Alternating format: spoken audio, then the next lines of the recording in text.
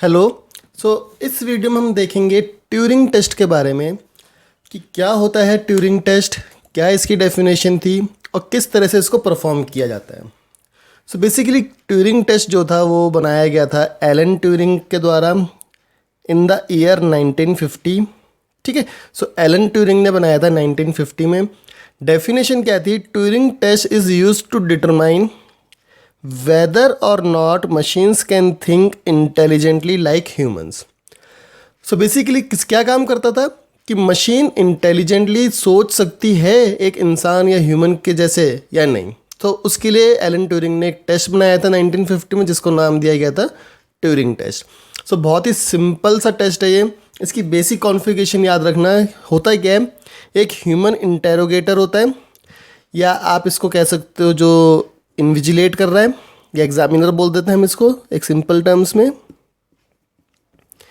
ठीक है, और दीवार की दूसरी साइड या दूसरे रूम में एक मशीन होती है और एक ह्यूमन होता है।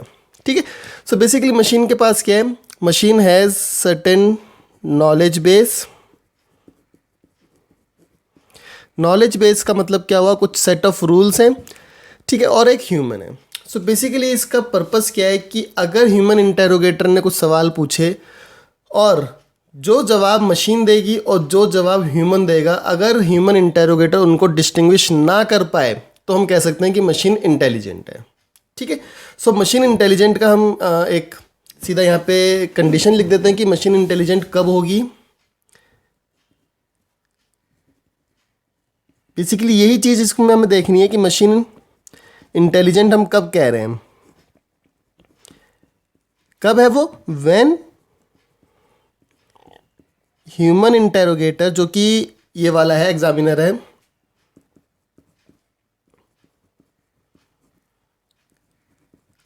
कैन नॉट डिस्टिंग्विश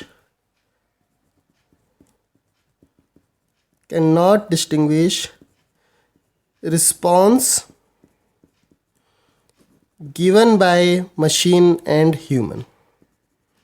कि मशीन ने जवाब दिया है वो या ह्यूमन ने जवाब दिया है वो, अगर ह्यूमन इंटेरोगेटर उन दोनों को डिस्टिंग्विश नहीं कर पा रहा तो हम कह सकते हैं कि जो मशीन है वो इंटेलिजेंट है।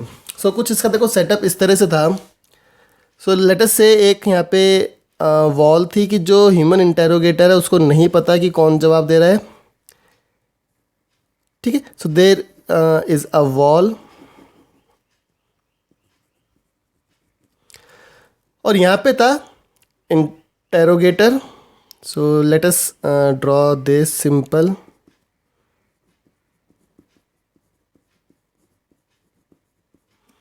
एंड ये किसी टैली टाइप सिस्टम के ऊपर या किसी कंप्यूटर सिस्टम के ऊपर क्वेश्चंस को टाइप कर रहा था, और वो क्वेश्चंस थ्रू सम वायर और थ्रू सम नेटवर्क किसके पास जा रहे थे?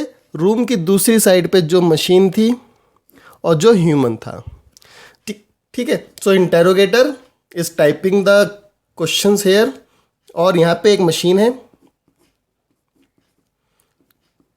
सो देयर इज अ मशीन, और यहाँ पे एक ह्यूमन है जो कि उसी क्वेश्चन का आंसर कर रहा है।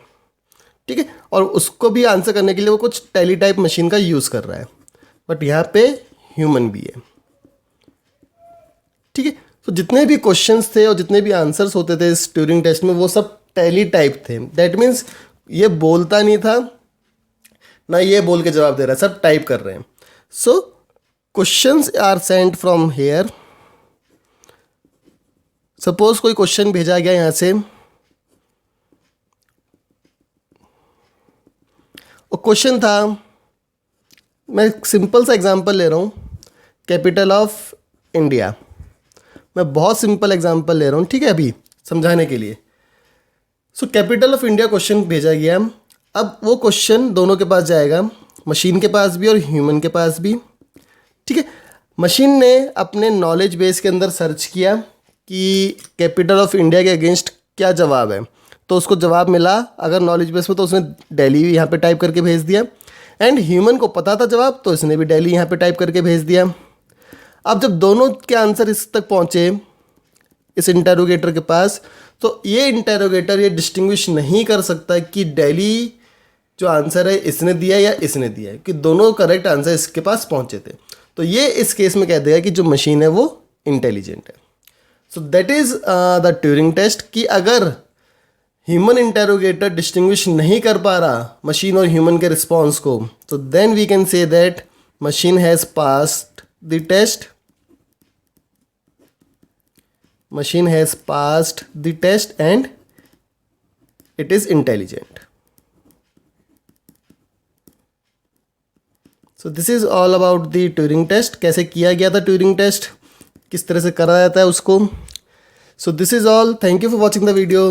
Please subscribe to our YouTube channel for more such tutorials. Thank you.